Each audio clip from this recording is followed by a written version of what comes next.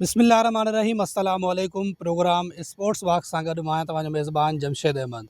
नाज़रीन, अॼु जे प्रोग्राम में पाण ॻाल्हि ॿोल कंदासीं हिन तारीख़ी न्याज़ स्टेडियम जे हवाले सां, जिते माज़ी शानदार रहियो आहे। हिते पाकिस्तान कॾहिं बि का मैच न हारायो। हुन खां अलावा काफ़ी खोड़ सारा रिकॉर्ड हिन ते क़ाइमु आहिनि। हिते इंडिया जा वॾा वॾा प्लेयर खेॾी आया आहिनि। जावेद मियांदाद जी हिते डबल सेंचुरी आहे। हिते वनडे जी पहिरीं हैट्रिक आहे। उन खां अलावा केतिरा ई रिकॉर्ड हिते आहिनि, पर 2007 में हिते आख़िरी मैच थी, उन खां पोइ हिते मैच न आहे थी। ऐं हाणे त इंटरनेशनल या PSL जी ॻाल्हि नथा कयूं, हिते त डिस्ट्रिक्ट जे जेके मैचूं आहिनि उहे बि नथियूं थी सघनि। हा, हाणे काफ़ी बहितर कमु ज़रूरु थियो आहे हिन ग्राउंड में, ऐं उमेदु आहे त हिते जल्द मैचूं थींदियूं। पर उहे मैचूं कॾहिं थींदियूं, हिते हिन जो मुस्तक़बिल छा आहे। उन खां अलावा जेका सिंध जी क्रिकेट आहे, ख़ासि करे सिंधी क्रिकेटरनि जे हवाले सां पाण ॻाल्हि ॿोल कंदासीं त उहे आख़िर उन्हनि सां नाजाइज़ी छो थी थिए, उन्हनि खे क़ौमी टीम में छो नथो शामिलु कयो वञे, ऐं कहिड़ा कहिड़ा प्लेयर आहिनि जेके क़ौमी टीम में शामिलु थियणु घुरिजनि, उन्हनि जो परफॉर्मेंसिस छा आहिनि। ऐं ख़ासि करे जेका लाड़काना रीजन में ताज़ो इलेक्शन थी, इलेक्शन खां पोइ जेको खटियल उम्मीदवार आहे, उन हवाले सां पाण ॻाल्हि ॿोल कंदासीं त हू वाक़ई असांजे प्लेयरनि लाइ सही तरीक़े सां हुते आवाज़ु उथारे थो या न। सो ओवरऑल इन्हनि जेके तमामु मौज़ू आहिनि त पाण ॻाल्हि ॿोल कंदासीं।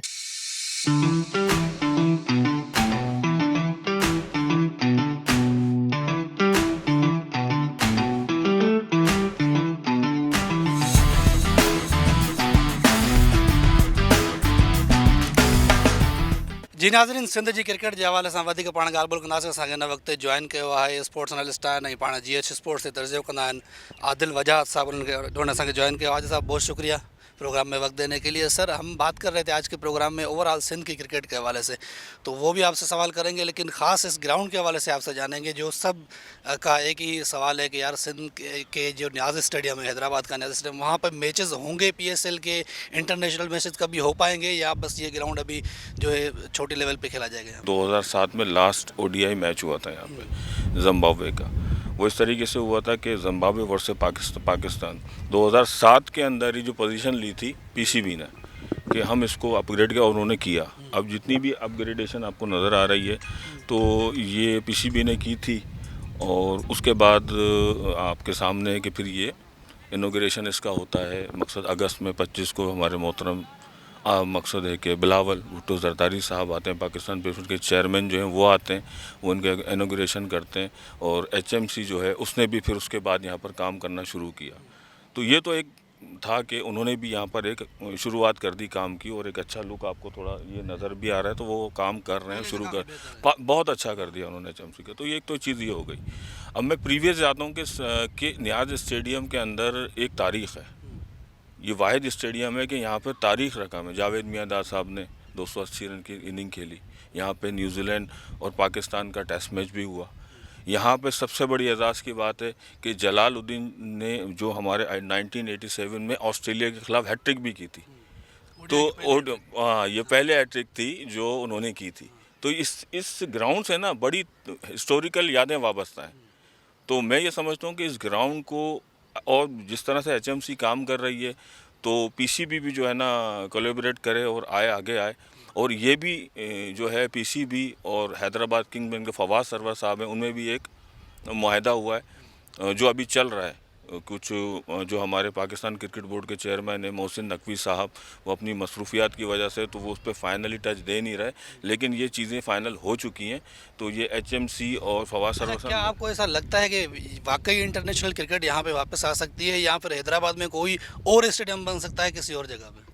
नहीं, मैं सिर्फ ये कहना चाहता हूँ कि जो न्याज़ स्टेडियम है यहाँ पर इंशाल्लाह ताला आपको PSL के मैचेस भी नज़र आएंगे, क्योंकि मेयर काशिफ शोरो साहब जो हैं उनका भी विजन है। फवाद सरवर साहब यहाँ पर आए, जब नाम इनॉग्रेशन हुआ उनका, तो वो भी ऐलान करके गए, और ये फाइनल हो चुका है। ये मकसद है कि हमने रिसर्च की है, सारी चीज़ें की हैं, और अच्छा, ये मैं आपकी बात करता हूँ। स्टेप वाइज चीज़ें होती है ना। पहले तो यहाँ पे डोमेस्टिक की मैचेस होने चाहिए, यहाँ फर्स्ट क्लास मैचेस, क्या वो मैचेस होते हैं? इवन के डिस्ट्रिक्ट के मैचेस यहाँ पर होते हैं? जी जनाब, यहाँ पर जो है 1972-73 से फर्स्ट क्लास के मैचेस यहाँ पर होस्टिंग के ऑन हो चुके थे। होता इस वक्त तो खैर अब मसला ये है कि वो बिल्कुल होने चाहिए, और मैं समझता हूँ कि अभी काफ़ी जो है गैप आ गया है कि यहाँ फर्स्ट क्लास के मैचेस हो नहीं रहे। इससे पहले जब हमने देखा कि यहाँ पे मैचेस हुए, यहाँ पे बड़े बड़े सुपरस्टार जो स्टार्स थे हमारे, वो अपने डिपार्टमेंट से खेलने के लिए आए, क्योंकि अभी जो है वो सितंबर के अंदर ग्रेड 1 शुरू होने वाला है। फर्स्ट क्लास क्रिकेट डिपार्टमेंटल जो क्रिकेट है वो शुरू होने वाली है। आया कि यहाँ मैचेस मिलेंगे, क्योंकि अभी ये मेयारी आउटफील्ड्स वगैरह का एक थोड़ा मसला है, ये पिचेस का है, और थोड़ा सा बैठने की जो गुंजाइश का है, और फैसिलिटीज़ जो डिपार्टमेंट के क्रिकेट जो आएंगी टीमें फर्स्ट क्लास में, उसमें इंटरनेशनल क्रिकेटर भी शामिल होते हैं, तो उनकी फैसिलिटीज़ और अकोमोडेशन का ये थोड़ा सा मसला है। इस वजह से जो है न्याज स्टेडियम को ये सब जो क्रिकेट नहीं हो रही इसका सामना करना पड़ता है। सबसे पहले आप फैसिलिटीज़ दें, लड़कों को दें, होटल प्रोवाइड करें, अच्छी मकसद उनको अकोमोडेशन मिलेगी, तो तब जाके यहाँ पर जो है पीसीबी यहाँ पे शेड्यूल अनाउंस करेगी फर्स्ट क्लास। सिंध का दूसरा बड़ा शहर है, तो ये बदकिस्मती कहेंगे ना कि यहाँ पे डिस्ट्रिक्ट के इवन के मैचेस नहीं होते। डिस्ट्रिक्ट के मैचेस हैदराबाद वाले कोसार का ग्राउंड है, वो अभी तक नहीं बन पा रहा, 2008 से उस पर काम चल रहा है। ये ग्राउंड है, यहाँ पे मैच नहीं होते, यहाँ फिर आपको शहजादपुर में खेलने पड़ते हैं या नवाबशाह में खेलने पड़ते हैं। तो यहाँ पे हैदराबाद के जो प्लेयर्स हैं वो हैदराबाद में नहीं खेलते इवन के डिस्ट्रिक्ट के मैचेस। नहीं, बिल्कुल। इससे पहले तो काफ़ी डिस्ट्रिक्ट के यहाँ मैचेस होते थे, फर्स्ट क्लास के मैचेस होते थे, रीजन के अंडर 19 के मैचेस होते थे, वुमेंस के इवन यहाँ पे मुनक्किद होते थे।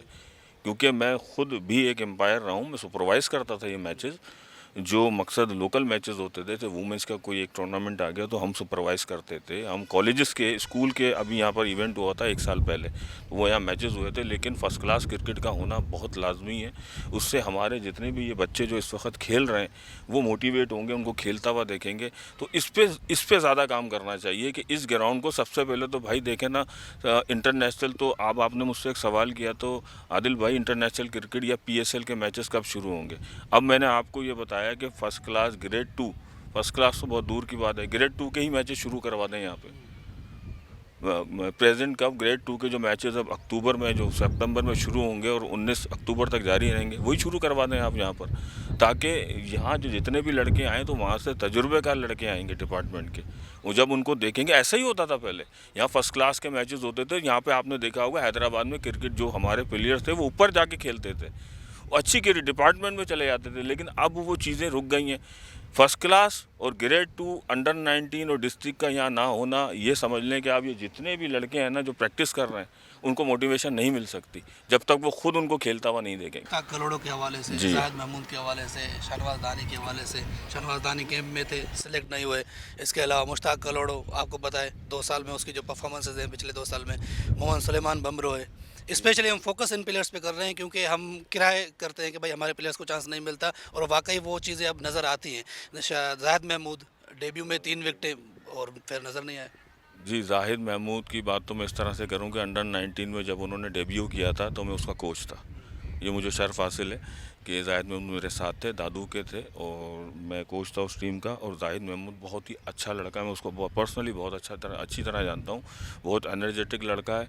उसको चांस का ना मिलना तो आपको पता है कि सिंध के लड़कों तो वैसे भी बहुत ज़्यादा अवॉइड कर दिया जाता है। कम मैचेस, एक फॉर्मेलिटी पूरी की जाती है, एक अदाकारी की जाती है कि हम देखो इनको खिला रहे हैं, उसके बाद वो अदाकारी ख़त्म हो जाती है और उनको साइड पे कर देते हैं। उसके बाद शाहनवाज धानी की आपने बात की, तो उसके साथ जो नाजायज़ी हुई उसका मैं थोड़ा सा ये बात बता दूँ कि जब ये टेस्ट मैच का कैंप लगा था लाहौर में, पहले इस्लामाबाद में लगा था, फिर लाहौर में लगा था, उस बंदे ने सबसे ज़्यादा सेशन किए थे बॉलिंग की, 8 से 9 सेशन करता रहा। ये मीडिया रिपोर्ट है, ये मैं नहीं कह रहा, ये मीडिया रिपोर्ट है। और सबसे अच्छी बॉलिंग वो कर रहे थे। वो वहाँ पर जो बैटर जो इस वक्त वहाँ खेल रहे हैं उसको अब पिच पे खड़ा होने नहीं दे रहे थे, इस तरह से एनर्जेटिक बॉलिंग कर रहे थे। एक मिसाल आज हमें नज़र आ रही है, वो जिस तरीके से लंका प्रीमियर लीग में परफॉर्म कर रहे हैं। हाँ, एक मैच ऊपर नीचे हो जाता है, वो चले, उसको रन लग गए, लेकिन उसके अलावा अगर कंपेयर किया जाए तो इवन के शाहीन से अच्छी बॉलिंग की है उसने। नो डाउट यार, उनकी कुमार संगाकारा ने तारीफ़ की है, नासिर हुसैन ने उनकी तारीफ़, वो जहाँ जाते हैं उनकी तारीफ़ होती है। और ऐसे लोग नहीं करते, लीजेंडरी लोग करते हैं जिनके अपने खुद के बड़े अच्छे रिकॉर्ड हैं। चले मैं कहूँगा किसी ऐसे ने कर दिया जिसका रिकॉर्ड नहीं है। यस, कुमार संगाकारा बेस्ट ऑफ, मकसद है कि वो ऑलराउंडर, अपना विकेट कीपर बैटर रहे हैं, वो कप्तान रहे श्रीलंका के। नासिर हुसैन और बहुत सारे ऐसे एक्स क्रिकेटर जिन्होंने शाहनवाज धानी की जो है बाकायदा तारीफ़ की है। और ये भी कहा गया है कि मुझे समझ में नहीं आता संगाकारा ने रहा कि पाकिस्तान टीम इनको क्यों इग्नोर कर रही है, पाकिस्तान बोर्ड ऐसे बॉलर को क्यों इग्नोर कर रही है। इसका मतलब ये उनके जहन में ये था ना, अगर ये श्रीलंका में होते ये बहुत पहले खेल जाते। हमारा खाकसाना यही है, हमारा दर्द यही है कि सिंध के लड़के जो 5-5 साल तक, काशिफ भट्टी ने 5 साल तक परफॉर्मेंस देता रहा, उसने पहले ही सीज़न के अंदर विकेटों के अंबार लगा दिए। उसको आपको पता है वो किस उम्र में आके खेला है? 30 के बाद उसको खिलाया, 30 के बाद या 32 के बाद इंसान के अंदर एनर्जेटिक जान रहती है। जब 2 टूर, जब उसने 24 या 25 साल की उम्र में आने के बाद फर्स्ट क्लास खेलिए और आने के बाद विकेटों के अंबार लगाए, रन्स बनाए, जब आप खिला देते तो क्या वो आपको पाकिस्तान के लिए वो मकसद है कि फतवात में हिस्सा नहीं डालते? चलिए सर, मैं इसको ऐसे ही आखिर में कहूँगा कि जिसको खिलाना होता है आप उसको खिला लेते हैं। बिल्कुल। जैसे उबैद शाह है, अब आपने मोहम्मद अब्बास को बाहर कर दिया, आपने खुर्रम शहजाद को बाहर कर दिया, वो परफॉर्मर थे और पिछले मैच में परफॉर्मेंसेस थी, लेकिन क्योंकि उबैद को कहा गया था कि आप डेब्यू करेंगे, आप खेलेंगे, तो उसने खेला। तो जिसको खिलाना होता है वो उसको ज़रूर खिलाते हैं। नाज़रीन, वक्त जो है शॉर्ट कमर्शियल ब्रेक जो मिलूंगा ब्रेक का पर।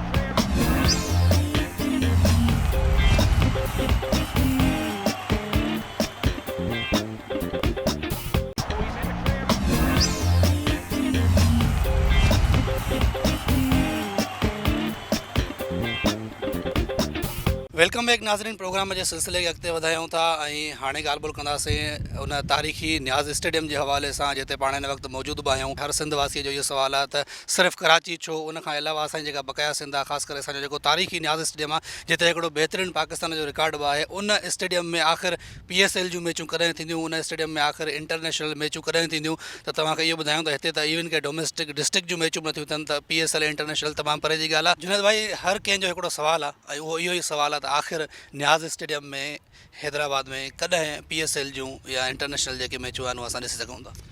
अस्सलाम वालेकुम, महिरबानी। जमशेद भाई, कुझु ॾींहं पहिरीं हिकिड़ी पोस्ट तव्हां ॾिठी हूंदी, काफ़ी जॻह ते वायरल थी त लोकेशन ॾिसी वरिती आहे किंग्समैन वारनि, उते थींदी, त मतिलबु इन जो इशारो इन तरफ़ वञे पियो त न्याज़ स्टेडियम जो प्लान जेको आहे एग्ज़िट थी वियो आहे। मूं हिन जी कोशिशि कई, मूं कुझु ज़राए खां मालूमात वरिती त हिन जी छा पोजीशन आहे, न्याज़ स्टेडियम या ॿियो को ग्राउंड, पर मूंखे अञा ताईं उहा कंफर्म अंदरी रिपोर्ट कोन मिली आहे। पर जेका मूंखे थोरी घणी रिपोर्ट मिली उहा इहा मिली त न्याज़ स्टेडियम जे अराउंड काफ़ी ऑफिसिस आहिनि।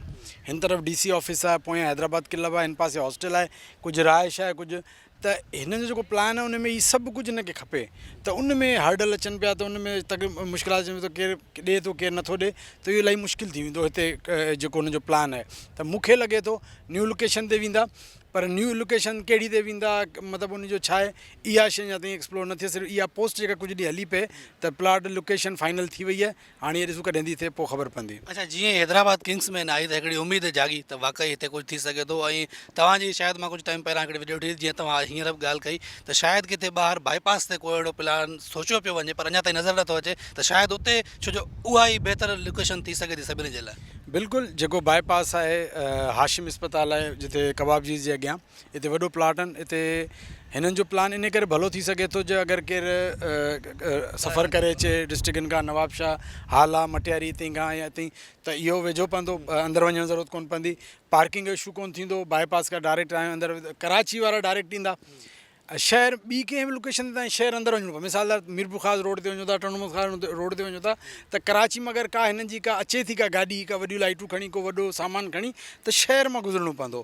त इलाही हीअ अहिड़ो लोकेशन आहे जो ईज़ी थींदी, पर हाणे इहा ख़बर न आहे हुननि जो छा प्लान आहे, हुननि छा डिसाइड कयो, उहा त जॾहिं हू कंदा पोइ ई ख़बर पवंदी। पर मुंहिंजे हिसाब सां त इन में इहा बि शइ कनेक्ट कजे त पोइ अगरि इहो थिए थो त न्याज़ स्टेडियम में पोइ PSL या इंटरनेशनल मूंखे थींदी फ़िलहालु नज़र नथी अचे, छो त अगरि नओं स्टेडियम ठही थो वञे त पोइ उते थींदो, पोइ हीअ मुश्किल थी वेंदो, पोइ हीअ में बि PCB सां अगरि इलाक़ थी थो वञे त फस्ट क्लास सेंटर थी सघे थो, एतिरी त हिन में कैपेबिलिटी आहे। अच्छा जुनैद भाई, मां काफ़ी टाइम खां पोइ हैदराबाद में आयो आहियां ऐं जिते तारीफ़ करणी आहे उते करणु बि घुरिजे। हैदराबाद में नो डाउट बहितरीनु कमु थिया आहिनि ऐं हैदराबाद जा रोड रस्ता ॾिसी करे वाक़ई कमु नज़र अचे थो। हिते ग्राउंड बि अॻे खां काफ़ी बहितर पोज़ीशन में नज़र अचे थो, पर हिते हैदराबाद जी ॻाल्हि कयूं त हिते जीअं मां ॻाल्हि कई डिस्ट्रिक्ट जा जेके मैचिस आहिनि उहे बि हितां जे ॿारनि खे ॿाहिरि था खेॾणा पवनि। कोसार जे स्टेडियम में छा हालत आहे, हितां छा हालत आहे, ओवरऑल जेके ग्राउंड आहिनि हैदराबाद में उन्हनि जे हवाले सां कुझु ॿुधायो।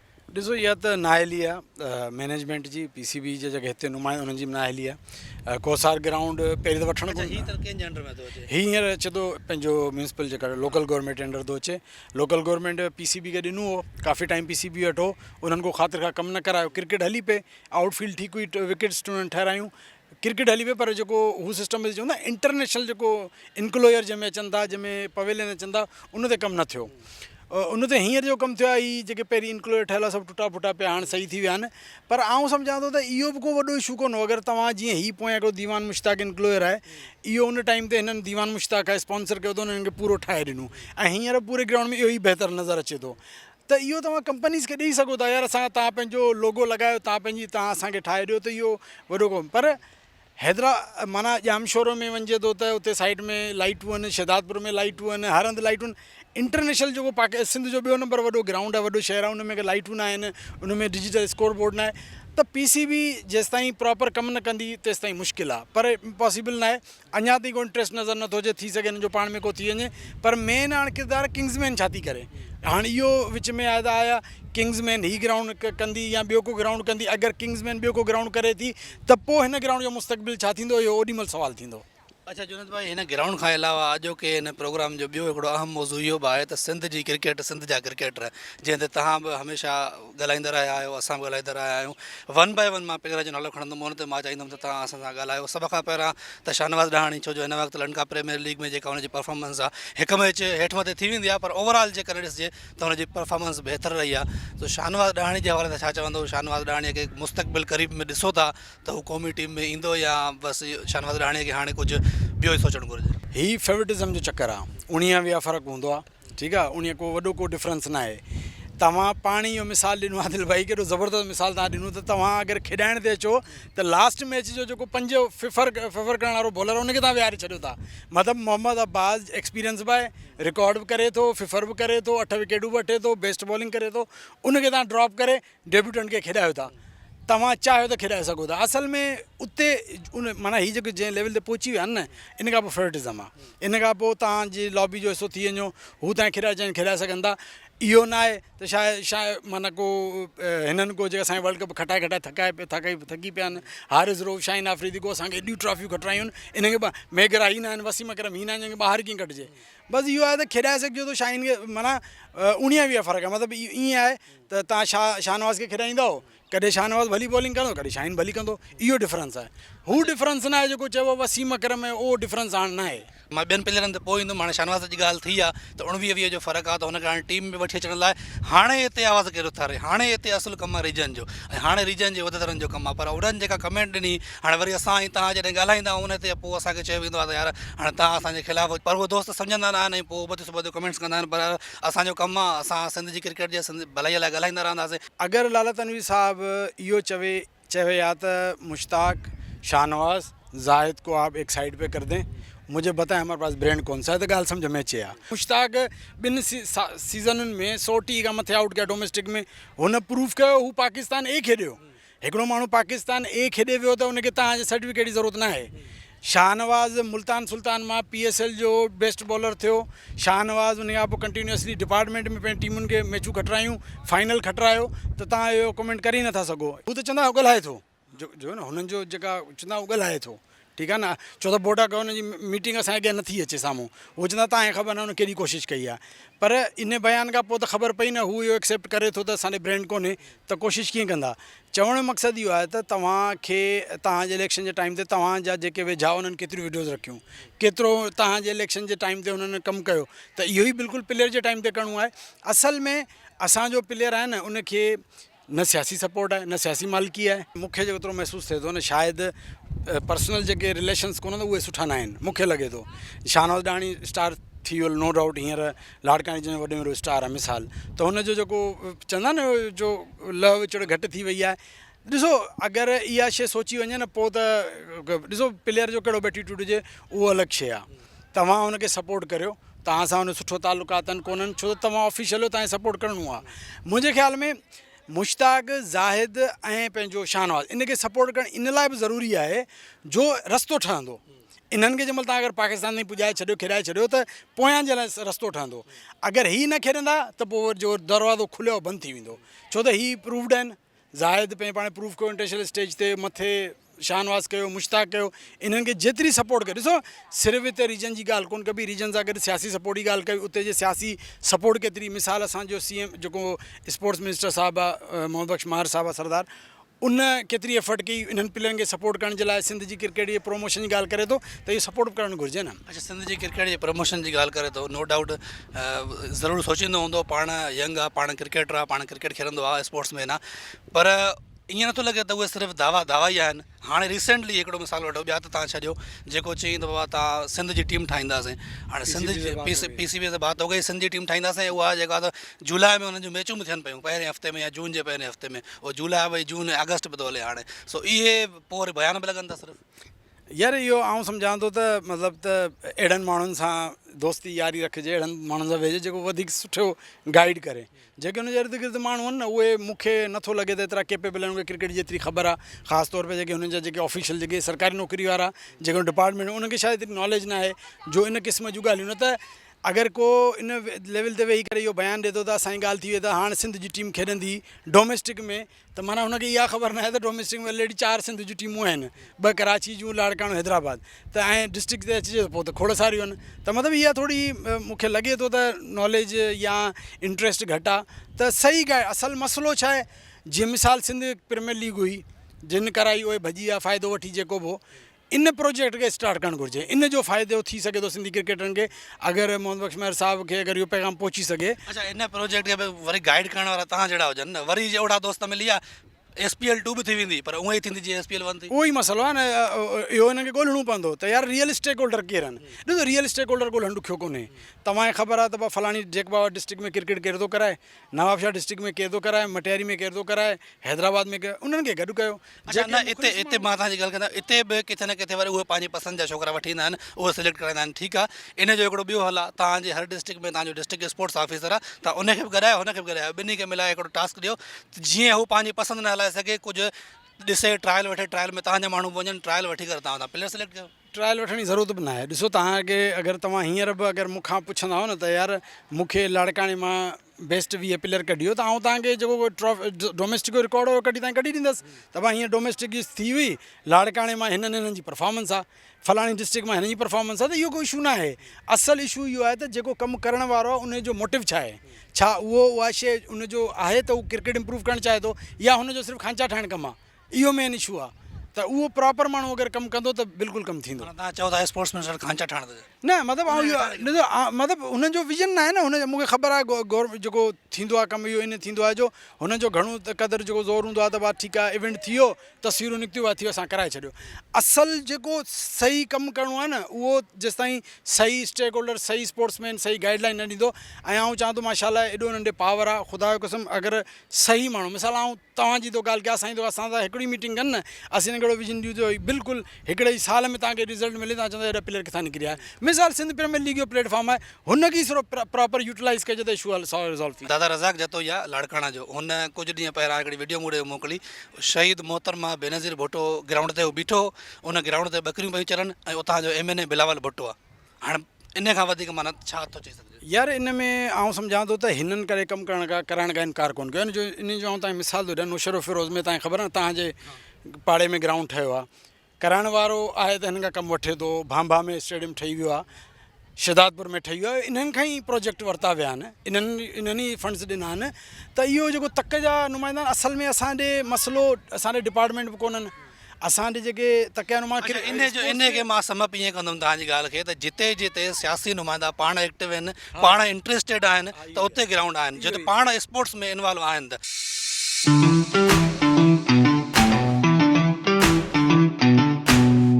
हिकिड़ी तजवीज़ तव्हां ॾिनी पंहिंजे हिन प्रोग्राम जे दौरान, त उहे माण्हू स्पोर्ट्स मिनिस्टर सां गॾु जंहिंखे का क्रिकेट जी ख़बर न आहे, चलो तव्हां असां जेके हमेशह सिंध जी क्रिकेट ते ॻाल्हायूं था, कुझु ॿिया दोस्त आहिनि, जेकॾहिं तव्हांखे मां चवां का तजवीज़ ॾियणु चाहियो, जीअं सिंध SPL 1 थी, उहा हिकिड़ी फिलाप चइजे हुनखे, या हिकिड़ो जीअं चइजे त सिंध जे प्लेयरनि खे ओड़ो चांस न मिली सघियो, छा तजवीज़ हूंदी तव्हांजी? थैंक यू जमशेद भाई, मूंखे ॾाढो ख़ुशी थींदी आहे जंहिंमहिल ख़बर पवंदी आहे न सरदार मोहम्मद बख्श मेहर चाहे थो त सिंधी क्रिकेट लाइ कमु करे, पर उहो जंहिंमहिल उहो स्टेटमेंट ॾींदो आहे त यार असां PCB सां ॻाल्हाए छॾियो इहो, त आउं चवंदो आहियां यार काश मतिलबु को केरु सही गाइडलाइन ॾे, सिंध जी क्रिकेट खे प्रोमोट करिणो आहे, तव्हां ॾे प्लेटफॉर्म मौजूदु आहे, प्लेटफॉर्म ग़लति माण्हू खणी आया, ग़लति माण्हुनि जे हथ में हो, सिंध प्रीमियर लीग जी ॻाल्हि कयां थो, उन्हनि बिल्कुलु उनखे मिसयूज़ कयो ऐं ग़लति उनखे ॻाल्हायो। मुंहिंजो हिन वीडियो जे ज़रिए पैगाम आहे सरदार मोहम्मद बख्श मेहर लाइ, त सिंध प्रीमियर लीग अहिड़ो प्लेटफॉर्म आहे जंहिं प्लेटफॉर्म जे ज़रिए तव्हां सिंध जी क्रिकेट खे प्रोमोट करे सघो था, पर अगरि उन में सही तरीक़े सां कमु थिए, सही टैलेंट खेॾे, जीअं लास्ट टाइम असां ॾिठो त रुगो सिंध प्रीमियर लीग नाले जी सिर्फ़ु पंजाब जा छोकिरा, मतिलबु ख़ासि तौर ते कराची जे छोकिरनि खे न इलाही सहूलियतूं आहिनि, कराची लीग थिए पई, ॿियूं लीग्स थियनि पियूं, क्रिकेट थिए पई सॼो साल। असल जेको आहे न हैदराबाद ऐं लाड़काना रीजन जो इशू आहे। अगरि तव्हां, मुंहिंजी ख्वाहिश हूंदी डिस्ट्रिक्ट लेवल ते अचो, डिस्ट्रिक्ट लेवल ते टीमूं ठाहियो, हर डिस्ट्रिक्ट जी टीम ठाहियो, स्पोर्ट मिनिस्टर साहब पाण कराए सिंध प्रीमियर लीग, हर डिस्ट्रिक्ट जी टीम ठहे। अगरि डिस्ट्रिक्ट जी टीम नथी ठहे त कम से कम जेके प्लेइंग राइट्स वारियूं डिस्ट्रिक्ट आहिनि उन्हनि जूं टीमूं ठहनि, टीमूं ठाहे तव्हां अगरि ईंदा न मैदान में, तव्हां चवंदो यार हिन डिस्ट्रिक्ट मां फलाणो माण्हू टीम वठे, पोइ वठंदा, हिकिड़े चवण ते वठंदा, हूअं कोन वठंदा। अगरि मिनिस्टर साहिबु चवंदो त हर बार टूर्नामेंट कराइणी आहे, सीएम साहिब जो हुकुम आहे, तव्हां ॾिसंदव पाण ई जेके सरदार उहे सभु टीम वठंदा ऐं तव्हां बहितरीनु सिंध प्रीमियर लीग कराए सघो था। ऐं टोटल असांजो टैलेंट जंहिं महिल टीवी ते खेॾंदो ऐं पीसीबी खां परमिशन बि तव्हां वठी सघो था, ऐं जंहिं महिल तव्हांजो टैलेंट खेॾंदो, तव्हांजी जेका ब्रॉडकास्ट थींदी, लाइव थींदी, तव्हांजो टैलेंट ऑटोमेटिकली पूरी दुनिया ॾिसंदी ऐं ऑटोमेटिकली सिंध जा प्लेयर मथे ईंदा। त सिंध प्रीमियर लीग जो प्लेटफॉर्म आहे, उनखे यूटिलाइज़ कयो, पर पाण सां गॾु उन्हनि माण्हुनि खे खणो जेके सिंधी क्रिकेट जा सिंसियर आहिनि, जिन खे प्रॉपर ख़बर आहे त कहिड़े तरीक़े सां पूरी सिंध, माना कंदकोट जो छोकिरो कीअं खेॾे, मिठी जो छोकिरो कीअं खेॾे, उमरकोट जो कीअं खेॾे, मीरपुर ख़ास जो कीअं खेॾे, हाला जो कीअं खेॾे, तव्हांजो पूरे सिंध जो छोकिरो कीअं खेॾे। ईअं न त टीम ठहे, नाला हुजनि मीरपुर ख़ास, 8 छोकिरा पंजाब जा, 6 छोकिरा कराची जा, हिकिड़ो छोकिरो मीरपुर ख़ास जो, सो बि कहिड़ो पर्ची वारो, ईअं न हुजे। प्रॉपर कमु कयो त हीअ अहिड़ो बहितरीनु प्लेटफॉर्म आहे, तव्हां सिंधी ऐं तव्हांजे सभु सिंधी क्रिकेट तव्हां दुआऊं कंदा।